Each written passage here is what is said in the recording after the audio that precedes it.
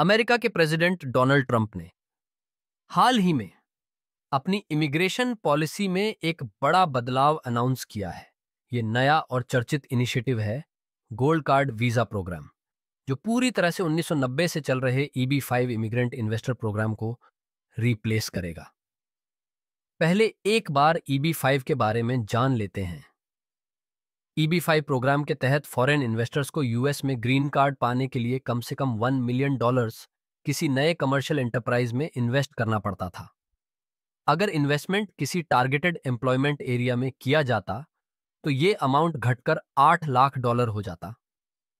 साथ ही इस इन्वेस्टमेंट से कम 10 फुल टाइम जॉब्स क्रिएट या प्रिजर्व करना भी जरूरी था। लेकिन समय के साथ EB-5 प्रोग्राम पर सवाल उठने लगे। US commerce secretary Howard Lutnick ने तो इसे full of nonsense, make believe and fraud तक कह डाला। उनके मुताबिक ये बस कम लागत वाला तरीका था ग्रीन कार्ड हासिल करने का। डोनाल्ड ट्रंप ने जिस नए प्रोग्राम को अनाउंस किया है वो EB-5 से कहीं ज्यादा बोल्ड है और इसको नाम दिया गया है गोल्ड कार्ड वीजा प्रोग्राम।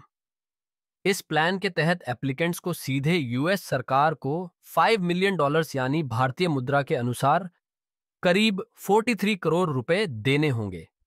बिल्कुल नो स्ट्रिंग्स अटैच्ड, यानी किसी प्रोजेक्ट में इन्वेस्ट करने की जरूरत नहीं, बस सीधा पेमेंट और बदले में मिलेगी परमानेंट रेजिडेंसी यानी ग्रीन कार्ड जैसी सभी सुविधाओं के साथ यूएस सिटीजनशिप का आसान रास्ता।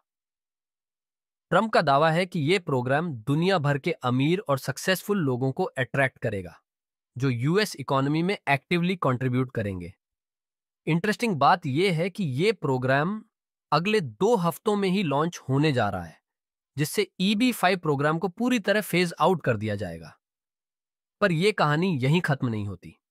सेक्रेटरी लुटनिक के अनुसार gold card visa programme EB-5 से बिल्कुल अलग है। जहां EB-5 में इन्वेस्टर्स को स्पेसिफिक प्रोजेक्ट्स में इन्वेस्ट करना होता था, वहीं गोल्ड कार्ड वीजा सिर्फ एक डायरेक्ट पेमेंट पर आधारित है। इसके अलावा एप्लीकेंट्स की थ्रू बैकग्राउंड चेक्स भी होंगी, जिससे किसी भी तरह की सिक्योरिटी रिस्क को मिनिमाइज किया जा सके। ट्रंप एडमिनिस्ट्रेशन का असली मकसद इस प्रोग्राम के जरिए नेशनल डेफिसिट को कम करना है। उनका एम्बिशियस प्लान है 10 लाख गोल्ड कार्ड्स बेचकर करीब $5 ट्रिलियन जनरेट करने का। और अगर किसी तरह 1 करोड़ कार्ड्स बिक जाते हैं तो पूरे $35 ट्रिलियन के नेशनल डेट को खत्म किया जा सकता है। लेकिन बात इतनी सीधी भी नहीं है। जब ट्रंप से पूछा गया कि क्या रशियन ओलिगार्क्स भी इस प्रोग्राम के लिए एलिजिबल होंगे, तो उन्होंने मुस्कुराते हुए जवाब दिया, I know some Russian oligarchs that are very nice people. और यहीं से शुरू हो गई कंट्रोवर्सी। क्रिटिक्स अब सवाल उठा रहे हैं, क्या ये प्रोग्राम ऐसे लोगों को भी यूएस सिटीजनशिप दिला सकता है जो इलीगल एक्टिविटीज या टैक्स इवेजन से बचना चाहते हैं? साथ ही एक बड़ा लीगल मुद्दा यह भी है कि यूएस के इमिग्रेशन एंड नेशनैलिटी एक्ट के तहत किसी भी कांग्रेशनल प्रोग्राम को खत्म करने के लिए प्रेसिडेंट को अकेले अधिकार नहीं है। यानी EB-5 प्रोग्राम को ऑफिशियली रिप्लेस करने के लिए कांग्रेस की मंजूरी जरूरी होगी।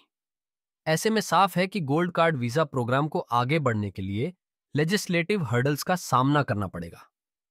वैसे देखा जाए तो ग्लोबली भी रेजिडेंसी फॉर इन्वेस्टमेंट प्रोग्राम्स का ट्रेंड बढ़ रहा है। पोर्चुगल, कनाडा और ऑस्ट्रेलिया जैसे देशों ने भी वेल्थी इन्वेस्टर्स को अट्रैक्ट करने के लिए सिमिलर प्रोग्राम्स शुरू किए हैं।